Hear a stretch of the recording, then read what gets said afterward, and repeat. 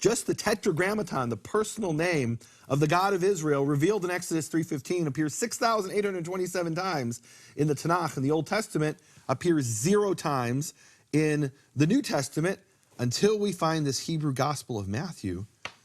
And I say, wait, what's that doing there? The name was in the Hebrew Gospel of Matthew, and then everything started to make sense. So there's a Dead Sea Scroll that was discovered at a place called Nachal Hever, and it's the Septuagint in Greek. It's the Old Testament in Greek. But when it comes to the name of God, it doesn't say Kurios in these earliest copies of the Septuagint. It says Yud, He, Vav, He, the Tetragrammaton in Hebrew. So you're reading this document in Greek, and all of a sudden you see a Hebrew word. Well, what happened is, as Christians started to copy the Septuagint, they didn't know how to read the Hebrew or write the Hebrew, and then it was replaced with Lord, which by that time had become a Jewish tradition. But originally, it seems that from this evidence here, and we'll get into some other exciting things that I discovered, maybe in the second half of this episode, if you'll let me. There's other really exciting things, other New Testament documents that I came across. No, not yet, not yet. Okay. I've been waiting for 18 years, because you told me when you found these other Hebrew manuscripts of these other Gospels, you said, I can't release it, and we can't say anything about it. And I said, don't tell me what they are. That way I don't know. and so that's the answer I can give to everyone. I've been waiting 18 years for this, Nehemiah. But now we can release them. It's really exciting. And you've got them. So it's really exciting. But anyway, Michael, I want to look at something here before we wrap up the first part here. So what made George Howard think that this was an original Hebrew document, not just a translation from Greek? So here we have Matthew chapter 1, and we can see here what it says in the Greek is chapter 1, verse 21, she'll bring forth a son, you shall call his name Jesus, for he will save his people from their sins. And it's really interesting. I'll ask Christian groups around the world, I'll say, do you know what the name Jesus means? And a lot of them will have no idea. And some of them will say, oh, it means salvation, which isn't entirely accurate. It's true, but it's only half true. Now, if you look in the Hebrew Matthew, what it says is, you shall call his name Yeshua, for he will save my people from their iniquities. And the Hebrew word for Yeshua, or the name there, is Yeshua, and the 3 words in English, he will save, translate a single word in Hebrew, this word Yoshia. So why is he called Yeshua? Because Yoshia, he will save. And that makes perfect sense in Hebrew, because the name Yeshua itself is a contraction of 2 Hebrew words. And those 2 Hebrew words are Yehovah, the name of the Father, Yoshia, he will save. And so, some people have pointed in the New Testament where it talks about he comes in his Father's name, and his Father's name is in him. And that's actually literally true, that the name Yeshua has in it the name Yehovah, Yoshia, Yehovah will save, or Yehovah saves. And it gets even more exciting. I don't think I'll have time to get to it right now. But so this name Yeshua is itself a shortened form of Yehoshua, which is the name Joshua. And there were people in the Old Testament who had this name. Joshua, the son of Nun, was the first man ever to be called Yehoshua. His name originally was Hosea, he saves. And Moses decided, you know what? Now that we've been taken out of Egypt, my servant Hosea, I'm going to change his name to be more specific about who saves. And he called him Yehoshua, Yehovah saves. And then Yehoshua, Joshua the son of Nun, in Nehemiah chapter 8:17, my favorite book, the book of Nehemiah, because I wrote it. No, in that book, he is then called Yeshua. So there's no question whatsoever, Jesus of Nazareth in his day was known as Yeshua. We can go right back to the time when nobody called him Jesus Christ. They called him Yeshua HaMashiach. What I did with the Aviv is the same thing I did with the name. What I did with the name is, well, they're telling me it's Yahweh, right? Everybody knows it's Yahweh. Every scholar in every university in the world knows it's Yahweh. Jews don't know that, right? But that's a contention. Right. Jews don't know, but well, so every Jew knows. Thinks it's actually what I eventually discovered, which is that it's Yehovah. But now I can prove from the sources it's Yehovah. You ask the average Jew, that's what they think. But in the academic world, they're certain it's Yahweh. And why are they certain it's Yahweh? This goes back to, we really have to start this, Michael, in Exodus 3:14 and 15. Let's go start there. Let's take everyone with us on this journey. I'm going to start with you. I'm going to read you the King James. Okay. And the King James changed one word that changes the entire meaning of this passage. A single word was changed. That completely changed it. Kind of an important word, right? So when God said unto Moses, I am that I am. And in Hebrew, it's actually Ehyeh asher Ehyeh, which is more like I will be that which I will be. But that's not the key point. And he said, thus shall you say unto the children of Israel, I am hath sent me unto you. Okay, so I am is the name, according to Exodus 3:14. Yeah. Okay, even in Hebrew, Ehyeh is certainly referring to him. Let's put it that way. And then verse 15, and God said moreover unto Moses, thus shalt thou say unto the children of Israel, the Lord God of your fathers, the God of Abraham, the God of Isaac, the God of Jacob, has sent me unto you. This is my name forever, and this is my memorial unto all generations. Well, there's no name in verse 15, so the name must be the I am of verse 14. And so I've heard it argued such. And correctly so, based on the English here of the King James. Meaning, if you're basing it on what you're reading in the English of the King James, that is actually correct. That the name is Ehyeh, I am. However, when you read it in Hebrew, instead of Lord God, in verse 15, what it actually says is, Vayomer od Elohim el Moshe, and Elohim, God, said further to Moses, Ko tomar el bnei Israel, so shall you say to the children of Israel, Yehovah Elohei avotechem, Yehovah, the God of your fathers, etc., has sent me to you. Zeh shmi leolam v'zeh zichri ledor vador. This is my name forever. This is my memorial, or literally mention, for generation to generation. So what is God's mention? What is his name? His actual name is Yehovah. And so then what is Ehyeh? So Ehyeh in verse 14 is the explanation of the name. You wouldn't know that in English, but in Hebrew it's obvious. Because Yehovah, the name, is a combination of three forms of the verb to be. It's Hayah, he was, Hoveh, he is, and Yehyeh, he is to come, or he will be. Now, every Jew knows that's the meaning of the name. What's really interesting is recently I had a discussion with Binyamin Tzedakah. He is the top Samaritan scholar in the world. He's written 108 books, this guy. And he says to me something really interesting, and we'll get back to him hopefully later. But he says to me, do you know what the name means? I said, I know what it means, but you're a Samaritan. What do you think it means, right? And he says to me, it means he was, he is to come. He will be. Hayah hoveh yeh. He was, he is, he will be. So the Jews know this and the Samaritans know it. You know where else you find this, Michael? I think you do know. It's in the book of Revelation. So you have the book of Revelation has he was, he is to come, or he will be. He is to come as a translation essentially of Yehyeh, he will be. And so you have this in the Jews, the Samaritans, and the New Testament. Now you can't tell me, well, the Jews looked in the book of Revelation, that's where they got it. Obviously they got it from a common source, right? And the Samaritans certainly aren't getting it from the Jews. So where are they all getting this from? So I asked this to Binyamin Tzedakah, how do you know that's what it means? And he said, it's obvious from Exodus 3:14. So he's a second witness. Okay. I said that for years. When you read it in Hebrew, Ehyeh, I will be, is the explanation of the name Yehovah. How is it an explanation? Well, this has to do with how Hebrew verbs are structured. So essentially, you take those three forms of the verb, Hayah, Hoveh, Yeh, you combine them, and you get Yud He Vav He, God's personal name. And that's why he says, he's saying, I will be, has sent me. And then he explains, okay, just so you know, that's just a one-time title for now. But my name for generation to generation, my eternal name is Yehovah. That's his eternal name. That's what Exodus 3:14 to 15 means. Now, with all that, scholars came along. Let me ask you. You were speaking with the head scholar of the Samaritans up on Mount Gerizim. Yeah. And so he knows what it means. And so what does he say the name is? Is this... So he says that, I asked him, how do you pronounce it? He said, we don't pronounce it. Instead of pronouncing the name, we say Shema, which is Aramaic for the name. Okay.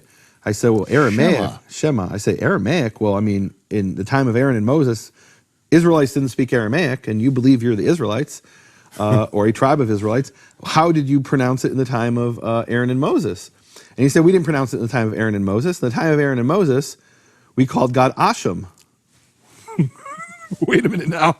2 Kings 17. Can I pull up? Share this with people? Yeah. I think this is very important for people to understand the background of the Samaritans. I take my tour groups up to meet the Samaritans, go in the museum, and this is one of the features. Yeshua spoke to the woman at the well, a Samaritan. Right. And now, look, today there's something like 600 Samaritans. In the time of Yeshua, there were 1 million Samaritans. Right? They were a large area, a large contingent of people who dominated what's today northern Israel, the area of Samaria, the so-called West Bank, which Jews called Judea and Samaria. So 2 Kings 17 describes the exile of the 10 northern tribes. They're taken as captives into another land. And why did the Assyrians do this? Their policy was, it's really hard to control people who are far away from you because they'll rebel. And how do you prevent them from rebelling? You take the people from the take a city, Beit Shan, and you go and you plant them somewhere surrounded by enemies. Well, who are they going to rebel with, right? They're not going to join up with the next town because they don't even speak the language of the next town. They don't have the same religion as the next town. It was divide and conquer. That's what the Assyrians did. So the Assyrians took the 10 tribes, scattered them all over what today is Iran and Iraq, and possibly parts of Syria. And in their place, they took people from 5 different regions, which were also in those areas. And this is all stipulated It's described in detail in 2 Kings 17. I'm not going to read the whole thing, but let me just read you the key part here where he says, verse 24. And the king of Assyria, of 2 Kings 17, verse 24, and the king of Assyria brought men from Babylon and from Cutha and from Ava and from Hamath and from Sepharvaim and placed them in the cities of Samaria instead of the children of Israel, meaning in the replaced them. Right. Yeah. Why did he do that? Well, because running their businesses. Right. We want to be able to tax people, so we can't just have a bunch of empty cities. And we want to have, let's be really honest, we want to have human shields. So when the Egyptians invade Assyria, they've got to go through these villages that are garrisoned by people from these 5 cities who are now in Samaria instead of back in Babylon and other places, right? So it has 2 functions there. One is for taxes, and one is it's a human shield. And they possessed Samaria and dwelt in the cities thereof. And so it was at the beginning of their dwelling there that they feared the Lord. And in Hebrew it says Yehovah. Therefore Yehovah sent lions among them, which slew some of them.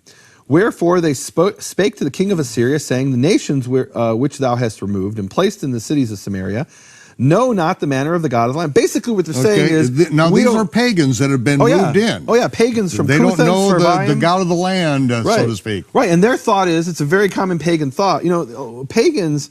and even if you go, for example, today, and I don't mean this to insult anybody, if you go today to India, they'll say, yeah, all gods are real. We just worship this one particular god, or maybe 2 or 3 gods, right? But they don't deny that Jesus is a god, and that Allah is a god, and that whoever, like I don't even like Buddha's a god. They don't have an issue with that. They just say we just don't worship Buddha. We worship our gods.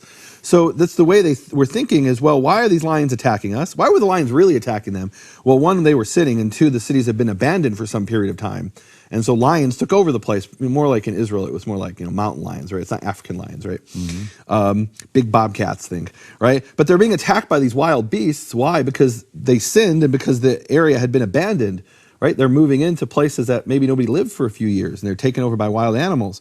So they say, oh, we know why this is happening. We better worship the God of the land. Who's the God of the land? We don't know. We came into some foreign country called Samaria, called Israel. So what happens? Long story short, the king of Assyria commands that one of the priests of the 10 tribes is sent back to teach these Gentiles how to follow the God of the land. Right. Who is this priest? He's one of the wicked priests that got the 10 tribes exiled in the first place. And we're told earlier in Kings, in 1 Kings 11, we're told that this is the sin of Jeroboam, that the 10 tribes take priests who aren't from Levi, who aren't from Aaron, and they anoint them priests. They're priests in the Catholic sense. The lowest people. Well, they're not from the line of Aaron. A biblical priest has to be from the line of Aaron, and they took just anybody who they thought was worthy of being a priest, and they called him priest. So this is one of the priests who ends up teaching the Samaritans how to follow the Torah. Well, there are Samaritans there till this day. Now, in the story here in Kings, it says in verse 28, it says, then one of the priests whom they had carried away from Samaria came and dwelt in Bethel, and taught them how they should fear Yehovah. Howbeit, every nation made gods of their own, and put them in the houses of the high places which the Samaritans had made. Every nation's in their cities wherein they dwelt. And the men of Babylon made Sukkot Benot. What's Sukkot Benot? That was the god they worshipped back in Babylon. Right. In other words, the early Samaritans did something the modern Samaritans say they don't do, and I believe them. Early Samaritans, what they did is they had 2 gods they worshiped. The God of the land, so the lions don't attack us, and their native God from back in their home country, where they came from. So Babylon, they made Sukkot Benot. The men of Cuth made Nergal. And the men of Hamath made Ashima. And this is what the Samaritan, this top priest, scholar of the Samaritans, I'm not sure if he's a priest, but he's the top scholar of the Samaritans, Benjamin Sadaka, said to me, back in the time of Moses, we called God Asham. And today we call him Shema. Now he will tell you and swear in a stack of Bibles and believes that that is the name of the God of Israel, Yud-Heh-Vav-Heh, right? However, I got to say this is really suspicious to me that it says here that some of the early Samaritans worshipped a deity called Ashima, and he is telling me, and he still remembers that his ancestors called God Asham. I find it hard to believe that that's a coincidence. Now, the Samaritans in ancient times, he tells me, this Samaritan leader, Benjamin Sadaka, he's a great scholar. He says that we never called God by his actual name, Yud-Heh-Vav-Heh. We called him Asham. Okay, I believe him. Why do I believe him? Because Josephus Flavius, the Jewish historian in the 1st century, confirms this. He actually confirms about how when this whole story of the Maccabees, which became Hanukkah, is the Jews were rebelling against the Greeks, the Seleucid Greeks. And so the Seleucid Greek governor started persecuting the Jews. And the Samaritans write to the governor and they say, why are we being persecuted? They send this to Antiochus. They say, why are we being persecuted? We're not even Jews. We're just foreigners in this land. Can I read you that? What Josephus Please do. I think this is very instructional. Okay. Yeah, and we're broadcasting to Bible students out there. So the more that you fill in, well, you will find out really soon that this is key information. Right. Key information, because where does Yahweh come from? Yahweh purportedly comes from the Samaritans. We'll find that out in a few minutes. Okay. If we get to it, hopefully, if we have time.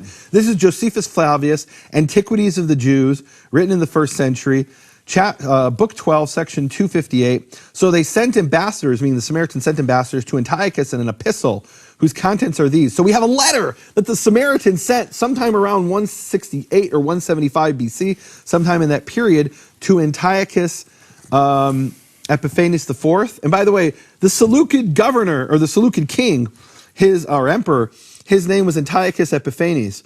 What does Epiphanes mean? It means the one who reveals himself. So he claimed to be a god, Antiochus. Right. So they write to Antiochus an epistle whose contents are these. To King Antiochus the god, Epiphanes, meaning the one who reveals himself. A memorial from the Sidonians who live at Shechem, meaning straight off they're saying we're actually not Israelites. We just live here. Our forefathers, upon certain frequent plagues, mentioned in 2 Kings 17, and as following a certain ancient superstition, had a custom of observing that day, which by the Jews is called the Sabbath. In other words, what they're saying is we only worship Shabbat because we were attacked by lions. And it was the Jewish superstition, and this isn't really something we believe in, we're just doing it. Now look, I'm not saying the Samaritans today believe this, but according to Josephus, this is a letter that was sent sometime around 168 BC. And when they had erected a temple at the mountain called Gerizim, though without a name, they offered upon it the proper sacrifices. What does that mean, without a name? So what that means, without a name, is that if you know, it's not ignorance. It's actually very deliberate. The temple in Jerusalem is referred to as the place Yehovah chose to put his name.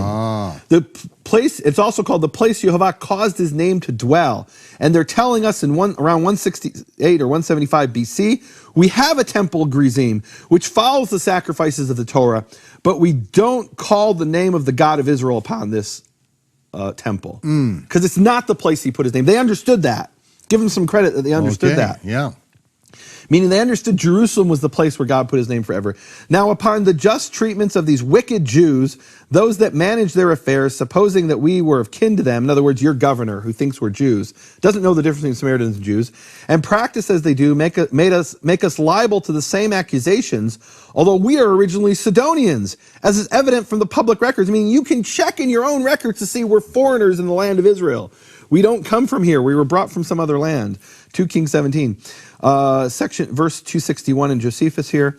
We therefore beseech thee, our benefactor and savior, referring to the king, to give order to Apollonius, the governor of this part of the country, and to Nicanor, the procurator of your affairs, to give us no disturbance, nor to lay our charge what the Jews are accused for, since we are aliens from their nation and from their customs, right? We're just doing the Sabbath and sacrifice thing because there was a superstition by our ancestors when we were attacked by lions, but we're not Israelites. And then they say, but let our temple, which at present has no name at all, be named the temple of Jupiter Hellenius. Whoa. Wow. So what are they doing here? They figure out, they're not stupid, they realize why the Jews are being persecuted.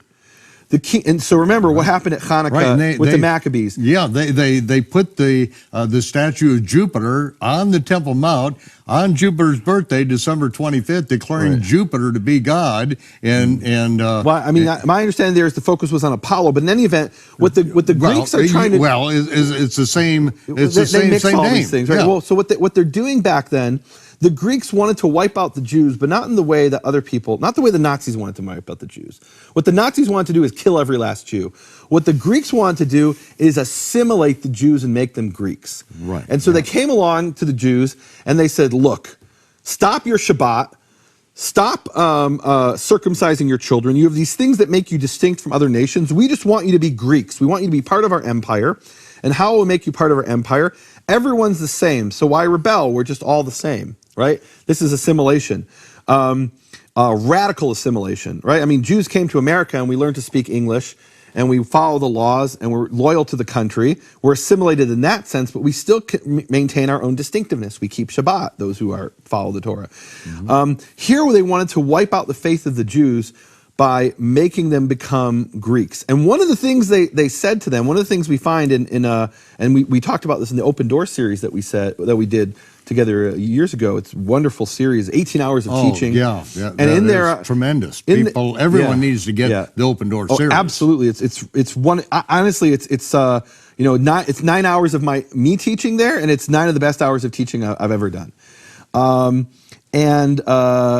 So in there, I bring the source, which is in Jewish sources that say one of the prohibitions of the Greeks, one of the things the Greeks did to us is they said, you must not speak the name of your God.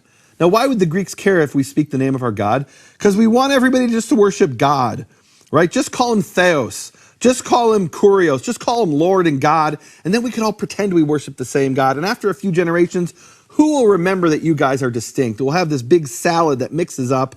And you'll call him God. Well, you can believe in your heart that God is Yehovah. We don't care about that, but don't speak it. Because if you speak it, you make it real. And if you just pretend it's the same name, after a few generations, your descendants will forget and will be one nation. This was the goal of the Greeks. So the Samaritans hear this, and they say, we don't even use God's name. Let's just call him Zeus, which they're translated here as Jupiter. Essentially, it's Zeus.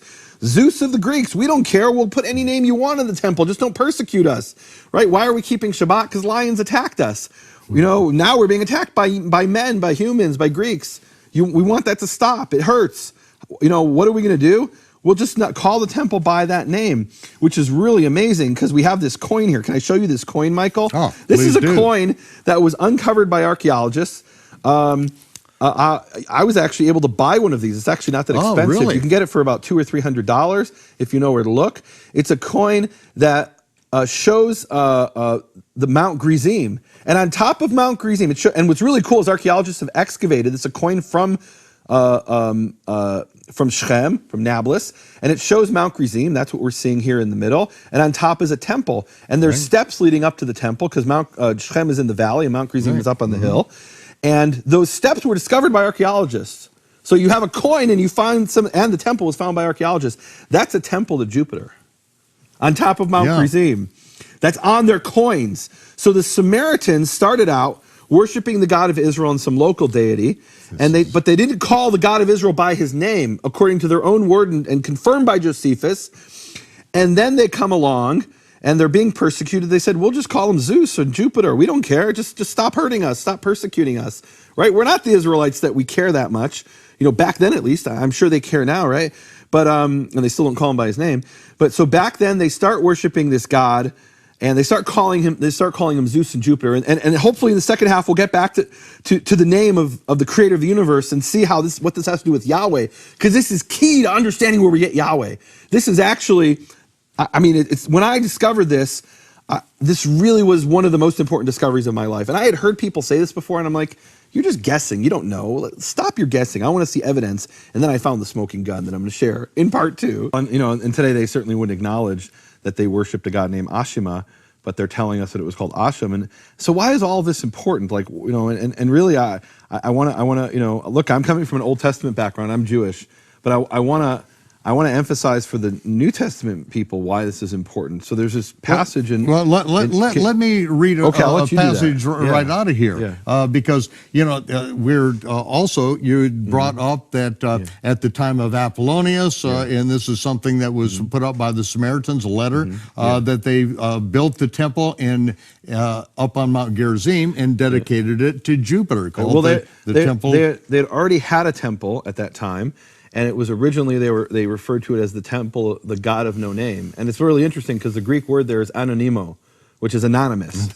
So originally it was called an anonymous temple. And what that meant, again, in the context, is the temple in Jerusalem is the place Yehovah put his name. And they said, okay, well, we're not using his name.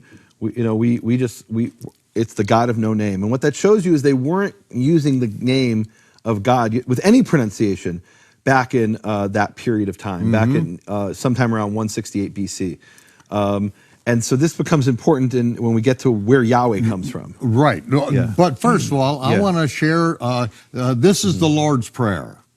This is when Yeshua is actually praying to the Father. This is before the crucifixion. So this is the Lord's Prayer. Okay. And you wrote a book, A Prayer to Our Father, which is how Yeshua said, was teaching his disciples how to pray. Exactly, right. But here in chapter 17 of John, verse 6, and I'll read King James, I have manifested thy name unto the men which thou gavest me out of the world. And in verse 26, he says, I have declared unto them thy name. I have declared unto them thy name, and will declare it. Are you telling me that Yeshua of Nazareth actually spoke the name of the Father, of Yud-Heh-Vav-Heh? Well, we learned from your research that it hadn't been outlawed in the first century at the time of Yeshua, and he's making it known. He's declaring it.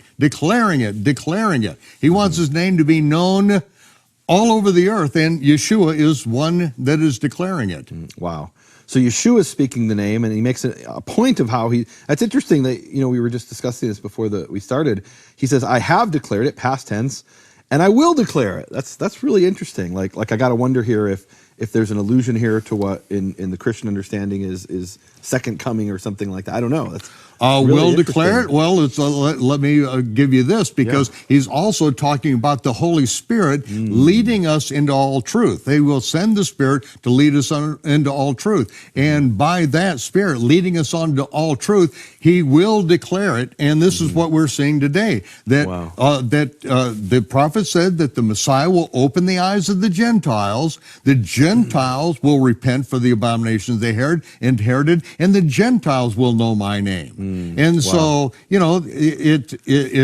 has declared it already, and by way of the Holy Spirit, he will declare it. And I contend that the Holy Spirit has worked in you to bring this out in so many ways, in over 1,000 manuscripts now for this generation, in which we're seeing knowledge is increasing. Amen. Men are running to and fro. You are running to and fro. Where all these manuscripts are, these different museums on different continents, assembling all this information, which has not been available at any time in history before. I mean, it really is incredible what we have access to. So let's go back to Yahweh. Okay. So where do we get Yahweh from? So Yahweh, and really from a New Testament perspective, really this comes down to when Yeshua says that I declared the name of the Father to his disciples. Did he declare to them Yahweh, or did he declare to them Yehovah, or maybe something else, right? Maybe it was, I've said in the past, maybe if we don't know what the vowels are, it could be anything. It could be Yuhu, Vuhu, right? It could be anything. Now we have over 1,000 Hebrew manuscripts that verify that it's Yehovah. But why is it that all these people think it's Yahweh? Okay, let me stop you right there, just for a minute. Yeah. Because 20 years ago, I did several videos in the land of Israel, and in which I was speaking the name as Yahweh. I was doing that. Yeah. And the information that you're about to share with us, I didn't want to listen to. I didn't want to hear what you had to say, and I had to admit it to myself that I didn't want to listen because I already staked my flag on the name of Yahweh. I'd already done videos that have gone out by the hundreds of thousands all around the world, and I had a stake in that. But yet, as this information, as you started bringing this out, it finally came to a point that I can't ignore this. I can't ignore this. And even though I've in a 1,000,006 videos I have, and I'm pronouncing the name Yahweh, I finally had to change because the information was there and the revelation also came. We won't go into that, but I'm saying that I had a vested interest in my personal opinion. Well, it's not just invested in DVDs. You're emotionally invested in this for years. I think that's it's really a powerful thing, being emotionally invested in things. And what what you did was the best you knew how to do at the time. And I believe that Yehovah honors that. Now we can do better, though. And what I love about you, Michael, is you heard this information and you said, you know what, I can do better. And you made the shift, and you're now saying, Yehovah. I want to explain to people where Yahweh comes from. Okay, please do. Because for 200 years, the world has been deceived. And not really the Jewish world. The Jewish world doesn't know anything about this. The academic, scholarly world, which then spilled over into the Christian world, has been deceived by this information. I think it's deception. And when I dug into where it came from, I was shocked. Because where it came from is Gesenius. Gesenius is the great grammarian of Hebrew grammar. To this day, the primary lexicons of biblical Hebrew, Brown Diver Briggs and Halot, Hebrew and Aramaic lexicon of the Old Testament, are based on the work of Gesenius in the 1800s. And the primary grammar at Hebrew University, I would sit with these in these classes, and these the professor would assign an assignment to go check in the Hebrew grammar. And the Hebrew grammar, the grammar of biblical Hebrew isn't in Hebrew. It's in English or German, written by Gesenius. So we had students I was sitting with who were native Hebrew speakers who would come to me and say, can you help us? Our English isn't good enough. Help. I'm like, yeah, I could read this. It's English. It's my native language. And so Gesenius' Hebrew grammar is really the foundation of modern Hebrew, of biblical studies in Hebrew. And even today at Hebrew University. At Hebrew University, and rightfully so. He did groundbreaking work. What he really did is he collected things that were done by other people over centuries, and he put them, as Germans are quite good at doing, and especially in the past, is doing things in a systematic way. And so he was very systematic. He is wonderful. I consult Gesenius almost every day, Michael. I'm not saying it's a bad grammar. I'm just saying he didn't get everything right. And if you look at the earlier versions of his dictionary in particular, you get a glimpse into his thought pattern of where he was the one who championed Yahweh and convinced the scholarly world it should be Yahweh, because it was a debate in the Christian world up until then. Meaning Yahweh doesn't appear until 1599. That's the first time it appears in the writings of a man named Gilbert Genebard. And then it's debated for a couple hundred years by the Christians, is it Yehovah, which the Jews seem to think it is, or is it Yahweh? And then Gesenius ends the discussion, it's Yahweh. And he brings two pieces of evidence, which shocked me because I didn't know this until relatively recently. And he says this in the 1833 edition of his dictionary, which was translated in 1857 into English. And in the dictionary, this part I actually didn't know, the first part. So the first part is that the main source for Yahweh is a Christian church father named Theodoret of Cyrus, who lived at the end of the 4th, beginning of the 5th century AD. And what Theodoret of Cyrus says is he's talking about the name, and he makes a statement that is quoted in certainly every scholarly work on this topic as evidence for Yahweh. And what Theodoret says in his Questions on Exodus, chapter 7, question number 15, he says, the Samaritans call it Yahweh, while the Jews call it Ayah, which is really interesting because at first you think he's talking about the Tetragrammaton, Yud He Vav He, right? And that's what's understood certainly when it comes to the Samaritans. But he says the Jews call God's name Ayah. Well, what's Ayah? So years ago I suggested that Ayah, which supposedly the Jews refer to God as, was a corruption of the Yah that you have in Hallelujah. And that's definitely a possibility. Meaning he's not even talking about the Tetragrammaton when it comes to the Jews, because by the time of Theodoret of Cyrus, there were very a small number of Jews who still spoke the name. It was kept as a secret among the rabbis. And certainly this Gentile wouldn't have heard it. Like, that makes no sense that this Christian from from Cyrus and Theodoret, not Cyprus, by the way, that he would have heard this. It doesn't make sense. So where did they hear this from? And how did he get this information from the Samaritans? Remember, we just heard from Josephus that in 168 BC, the Samaritans didn't speak the name of the God of Israel. In fact, they had they referred to God by no name, anonymous, and then they rededicated their temple to Zeus or Jupiter.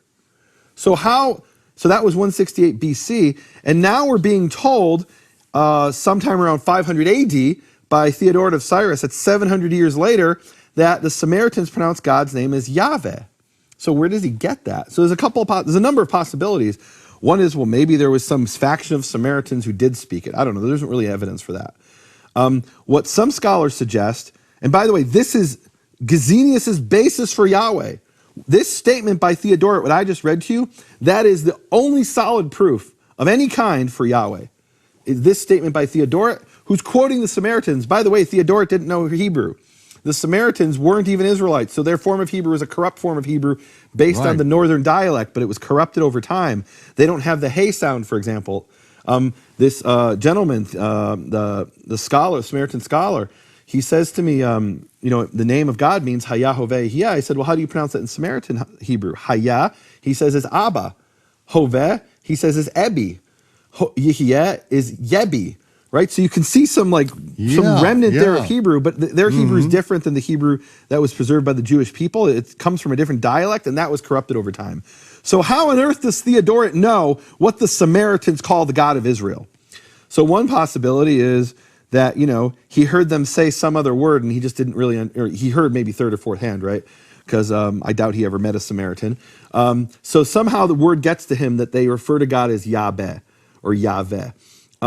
What they might have actually been referring to is what we saw in Exodus 3:14, and other scholars have suggested this. That in Exodus 3:14, we saw that God is called Ehyeh. He says, I am, and then he says, this is what you'll call me for the rest of time, is Yud-Heh-Vav-Heh, which is he was, he is, he will be. But Yahweh actually would be pronounced in certain periods of history of Greek as Iaveh. Well, Iaveh could be a form of Ehyeh.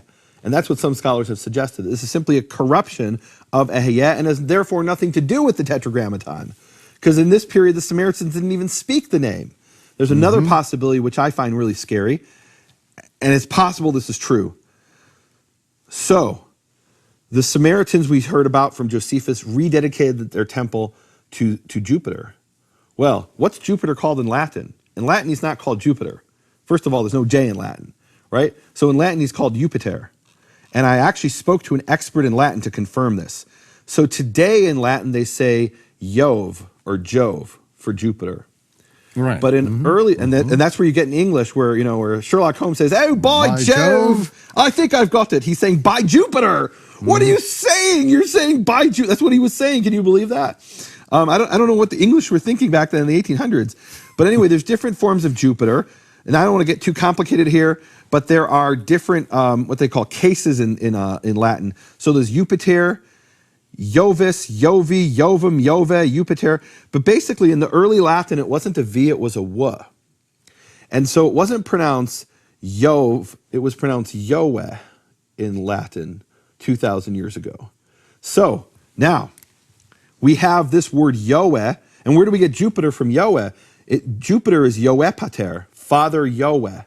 That is the name of Jupiter. That was the god of the Latins, Yoeh. And I heard that, I'm like, that sounds awfully like Yahweh. And we know that the Samaritans dedicated their temple to Jupiter, Jupiter of the Greeks. So maybe if you went to a Samaritan and said, what's the name of the god in that temple? He would say to you, that's Father Yoeh, Yoeh Pater. So wait a minute. So maybe this is what they heard from the Samaritans. It's just not the name of Yud-Heh-Vav-Heh, the God of Israel. Now you say, okay, come on. Gesenius isn't going to fall for that. He knew Greek, he knew Latin, he learned Greek and Latin before he learned Hebrew. He was a solid German scholar back then. Even in your day, I think people learned Latin, right? And in the earlier generations, Europeans and people from the West learned Greek and Latin really well. And so he knew about Yahweh being the name of Jupiter. And you think, how could there be any connection between what he said, what Gesenius, this great German scholar of Hebraic studies, said, and Jupiter? Well, he actually admits that there is. Let me read you what he says. And I saw this, and I'm like, there it is. It's the smoking gun. These are the words of Gesenius in his 1857 edition of his dictionary. He says, I suppose this word, referring to Yahweh, and earlier in the paragraph, he says, hey, this comes from the Samaritans, Yahweh, which is Yahweh.